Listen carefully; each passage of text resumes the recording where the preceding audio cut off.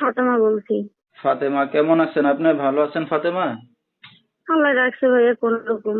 মাশাল্লাহ, কোন রকম ভালো আছেন, আলহামদুলিল্লাহ। ফাতেমা, কোথা থেকে বলতেছেন? আপনার দেশের বাড়ি কোথায়? আমি খুলনা থেকে বলছি ভাইয়া।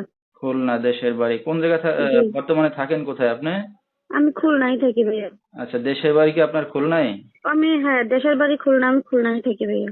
আচ্ছা, ঠিক আছে। কে কে আছে আপনার ফ্যামিলিতে ফাতেমা? ভাই আমার নানি আছে আর আমি আছি, আমার বাবা মা মারা গেছে। আচ্ছা, দুঃখের বিষয়। তো ফাতেমা, কি করেন এখন বর্তমানে আপনি? এখন বর্তমানে ভাইয়া কিছুই করি না। আচ্ছা, বেকার। জি ভাইয়া। আচ্ছা, ফাতেমার বিয়ে শাদী হয়েছে? জি না ভাইয়া, উদ্দেশ্য করে আসছি ভাইয়া, আমি গরিব ঘরের মেয়ে, যৌতুকের অভাবে বিয়ে শাদী হচ্ছে না। বয়স হোক আর যাই হোক, এমন একটা মানুষ চাই যেন সারা জীবন আমার পাশে থাকবে ভাইয়া। আচ্ছা, তো বয়স আমার কোনো কিছু যায় আসে না। এখন যদি কেউ ভালোবেসে আপনার পাশে থাকে তাহলে কি করবেন আপনি?